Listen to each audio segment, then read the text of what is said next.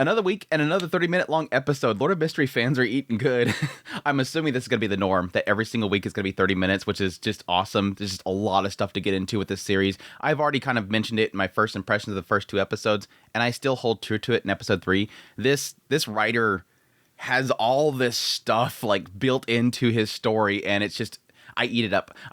Like this episode, we get into the order. We get into, yes, the next level of the seer. The artifact stuff is super interesting to me. The idea they have all these different items that all have different powers to them. They keep them locked up. They're very dangerous, all that stuff. That stuff I just eat up. Seeing the Beyonders fighting together, seeing how they combine their abilities, it's just, it's good stuff. But anyways, let's just dive into my impressions of episode 3. Really fantastic episode. Opening up the episode with the Blackthorn Security Company. It seems like Leonard and Dunn went to go chase down the guy that was trailing Klein, and that introduces us to the Order, the Secret Order, which they do have a little bit of a card at some point that explains what the Order is. It says an ancient organization established in the 4th epoch. It has ties to the Solomon Empire, interesting, and its fallen nobles. It has the least amount of activity amongst the secret organizations, and such is not well understood by others. I'm guessing other organizations. Each appearance they make is usually related to either tracking or searching for something. So right now, everybody's trying to track down this notebook, and suddenly they appear? I guess so. I guess that's what they're technically going for. And yeah, this episode had like 3 individuals, like, well, literally everybody they went up against in this episode all seemed to have that same mark showing that they were in the Secret Order. So anyways, they go back to Klein, apparently him been sniffing out what he was looking for. I'm assuming it's what they were, getting into in the previous episode when they went to that one guy's place and fought that crazy Beyonder. He went back there and sensed something there. So apparently this is it. The Bieber estate, Justin Bieber and his families get involved with the notebook. The father is dead, and so they start to go to look for the son, which he goes to use his seer ability, at which point there is a lot of interference, and his seer ability starts to go crazy. And that's when they have to contact the Holy Cathedral. Now here's where we get into the whole artifacts things, which I think is super fascinating. But first they go to the Chenis Gate, which apparently the Holy Cathedral had allowed them to utilize one of the artifacts.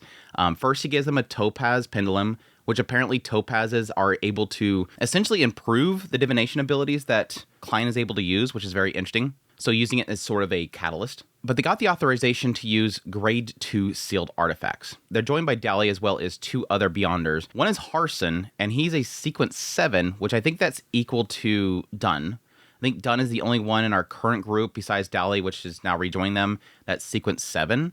And he's also Nightmare, and I think Dunn's supposed to be Nightmare as well. So we have 2 Sequence 7 Nightmares. And then Borgia, which apparently is a Sequence 8, which is interesting as well. Gravedigger, which I don't recall if in the fight we've seen what Gravedigger did. This is sort of the difficulty in all these different classes, especially when they're all working together.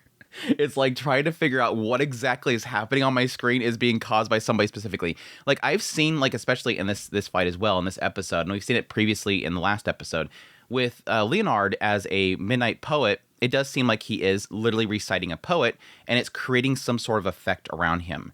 And then you have like aspects of the spirit medium with Dally. It did seem like she was diving in somebody's mind. With Dunn, with the opening of this episode, it felt like it was, yes, causing the person to have some sort of crazy nightmare, giving him some sort of hallucination or something.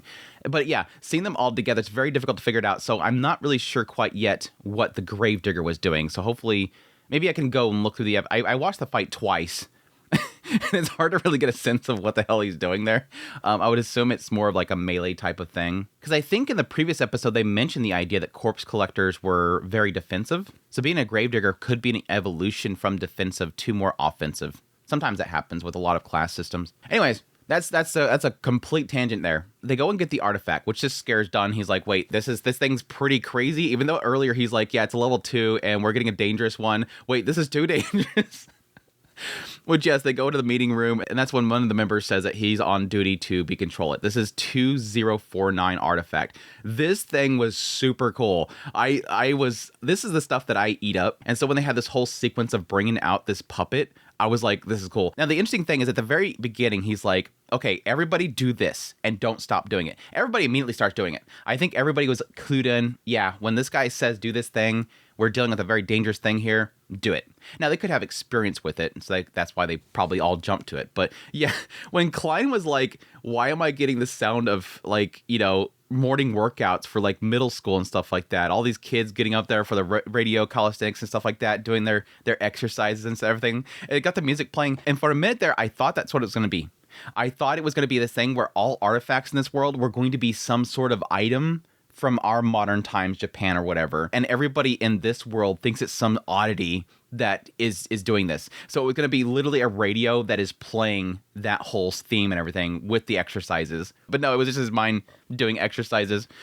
It would have been a funny little concept there that all artifacts are like, you know, toasters and stuff like that that's not in this world.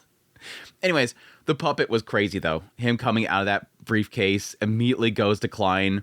Now, interesting, because they said it typically goes for the closest person to it.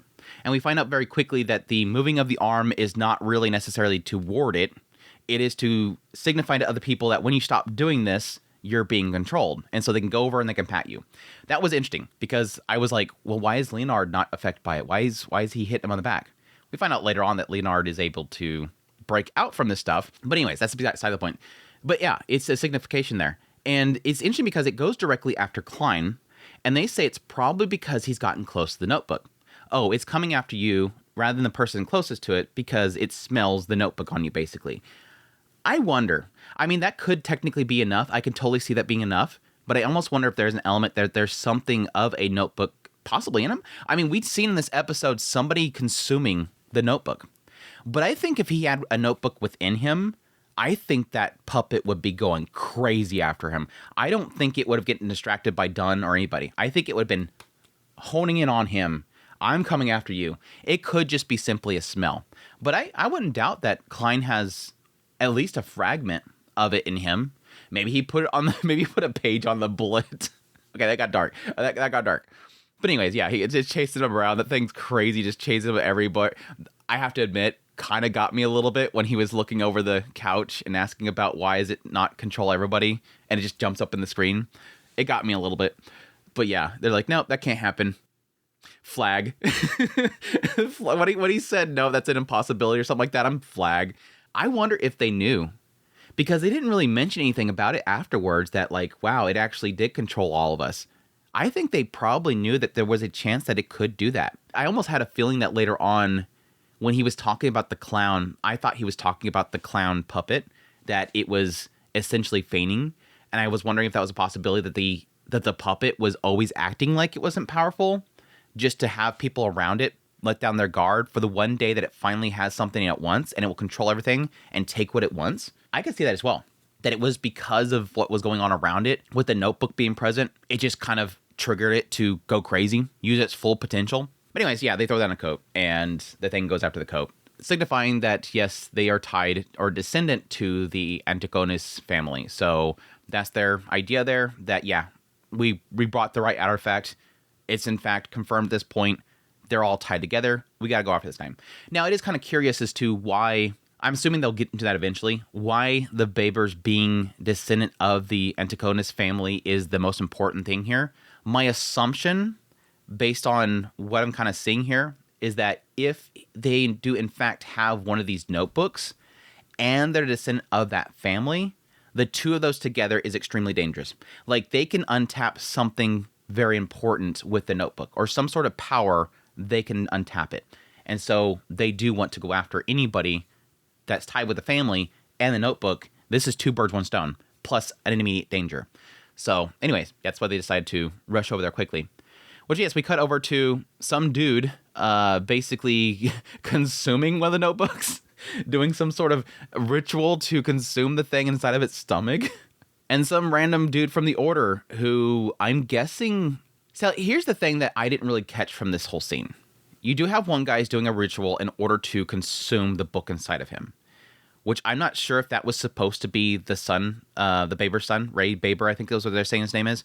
And then the guy on the side, the clown, which again was trailing Klein before, he from the Order decided to manipulate his corpse. Like, the guy absorbed the book, it possibly killed him, and then the clown manipulated a little bit, or at least stood on the sideline in order to wait for his moment to attack.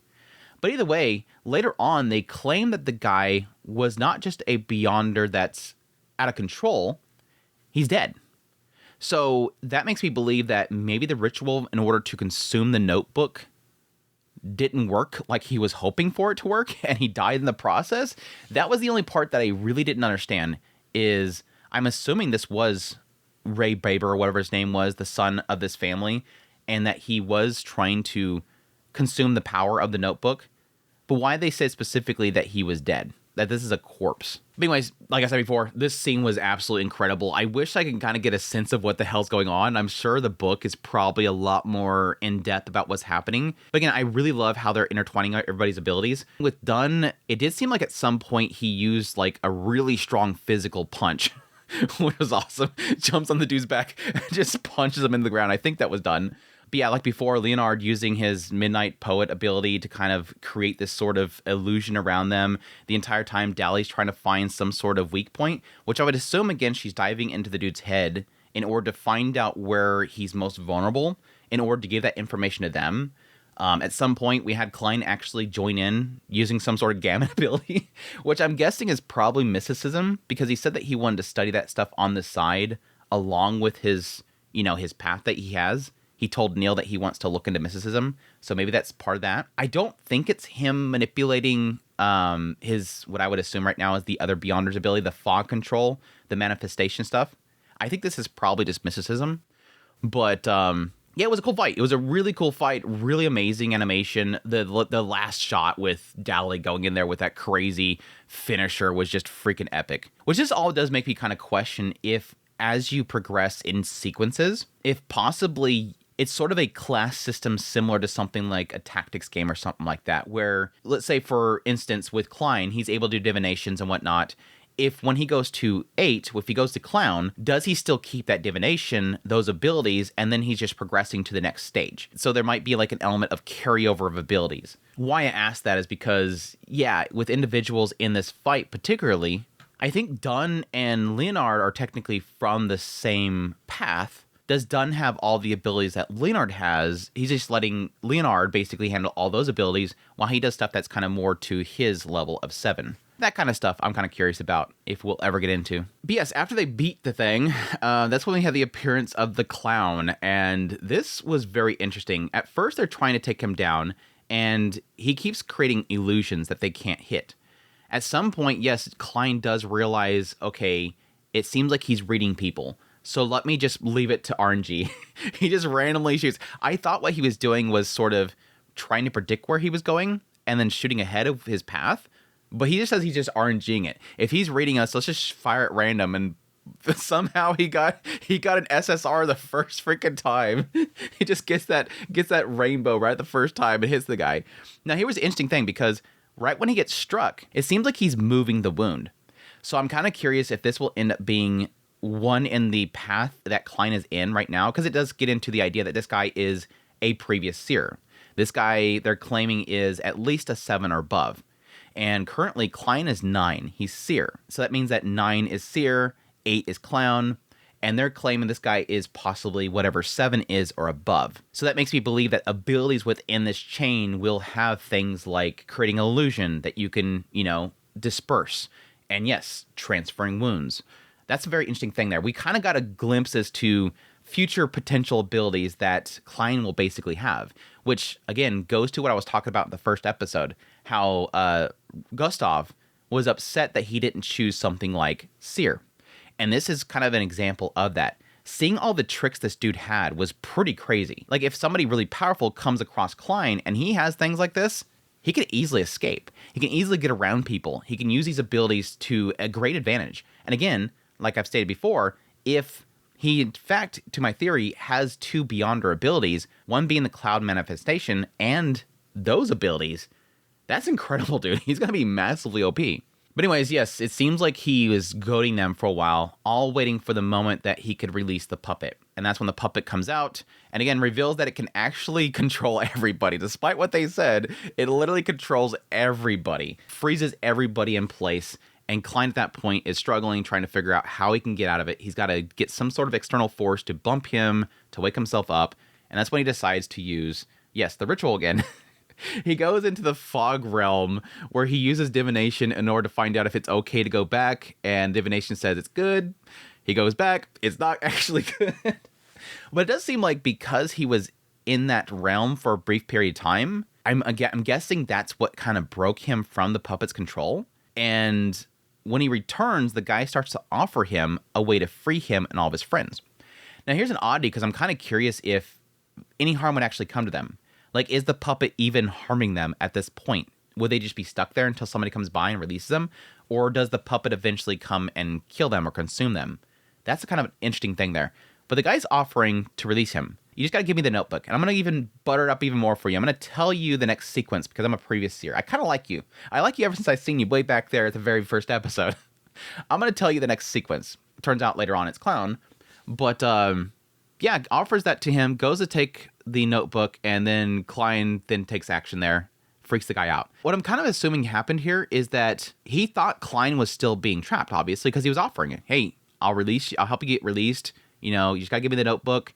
I'll even tell you about this whole next level. And then he's shocked by the fact that Klein suddenly moves. And I think he assumed that because Klein can move, he got careless and went within the bounds of the puppet. Because he says, wait, the puppet's not done yet?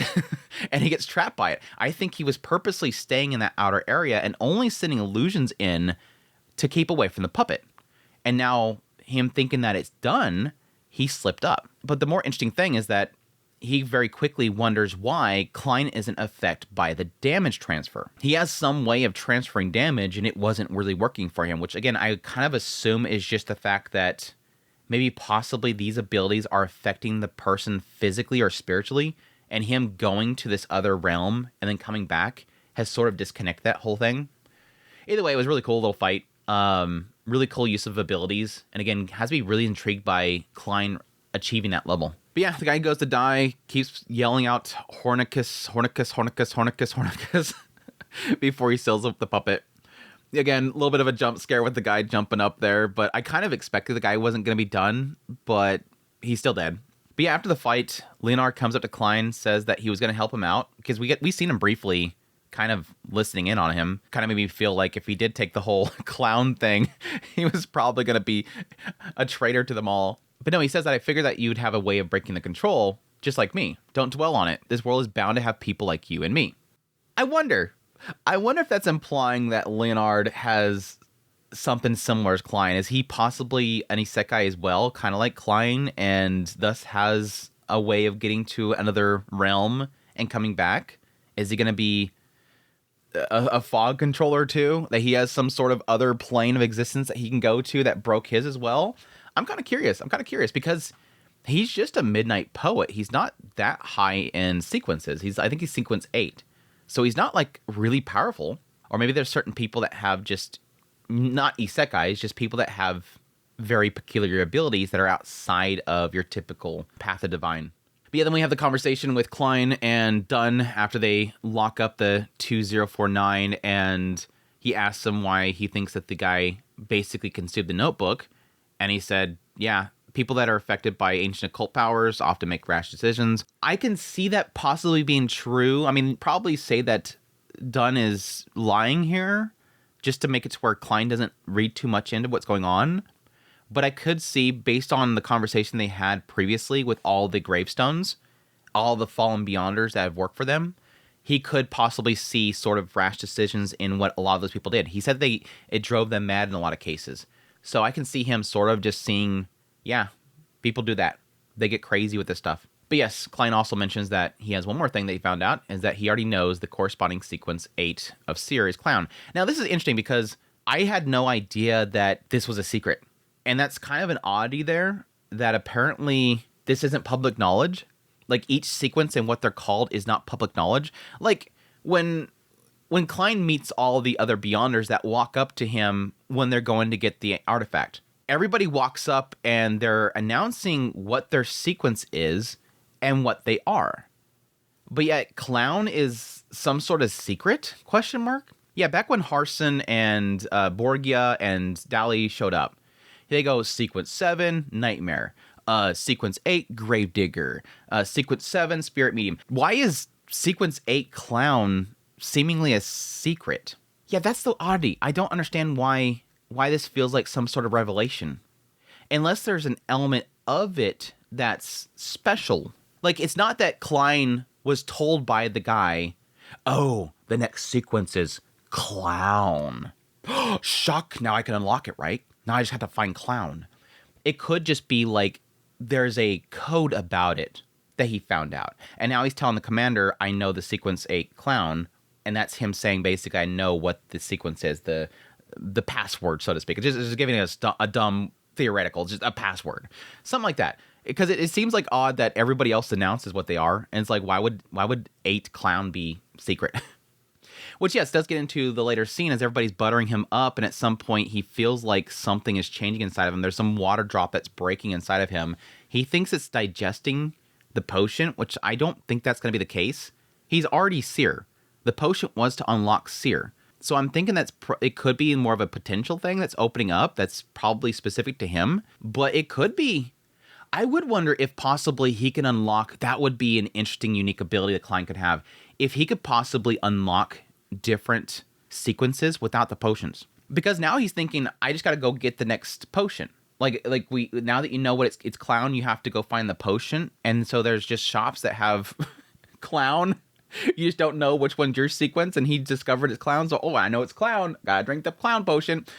I would assume that it's probably something he's going to have to search for because, again, this organization only provides the 9s, and he chose the seer. You start from the bottom. We're going to offer it to you, and it locks it. But I like the fact that this is partly my own fault. Like, I feel like sometimes this show doesn't feel like an isekai because he so rarely talks about his other life or the fact that he's an isekai or anything. Like, I think the only real references we have in this episode is him basically making a comment about RNG. You leave it RNG. Like, other than that, he doesn't really reference the other world. But this is one of those moments where I kind of feel like that's almost a feeling of it, where he's just sitting there going, I had this whole droplet weird effect that kind of I imagine that kind of distract me for a minute about like the droplets digesting. Maybe I should, what's my next plot? Like, what is my next goal? Let me look at a quest log, and it has on there literally, do I go to change job to clown? Or do I go to advanced knowledge? Which is totally sounded like a Fate line right there, saying maybe those who study history are more knowledgeable. Like, people die when they're killed. Those who study history are more knowledgeable. Okay, I get what he's saying there. The idea there is that, okay, these guys keep talking about things of history, and they're really powerful. So maybe people that are, again, very learned are more powerful. There's something in history that is obviously helping them gain more strength. And I mean, he's kind of proof of that because he looked into Russell Gustav and he got some sort of information that benefits him potentially in being seer. But yeah, that leads him going to Professor Isaac, who I knew was going to probably be a villain character or something because he looks way too unique and he has a name. But apparently Klein's professor going over there and asking him about Hornicus, the Antagonist family, and the Evernights, a bunch of babble that hopefully will eventually get kind of tied together before getting a stern warning for the professor. He goes to leave, and the guy manifests something. Now, I'm not going to say the professor's a bad guy yet, because there was something on his neck, and he said something about, be careful what you get into, goes aside, recants everything that's kind of important in this conversation before something comes from his shadow. It could be something is possessing him and has just come out at that moment. It's not to say that he's a bad guy. There could be somebody, Beyonders people, there could be some sort of Beyonder that has the ability to possess people's shadows, and somebody's snooping around using this professor as sort of a vessel. So I'm not going to say the dude's bad yet, but I would see that somebody possibly, or the professor themselves, was involved eventually with what happens to Klein, the previous Klein. That this was somebody that he was directly involved with when he was at the university, and he possibly pushed him in that direction before Klein eventually ends up dead.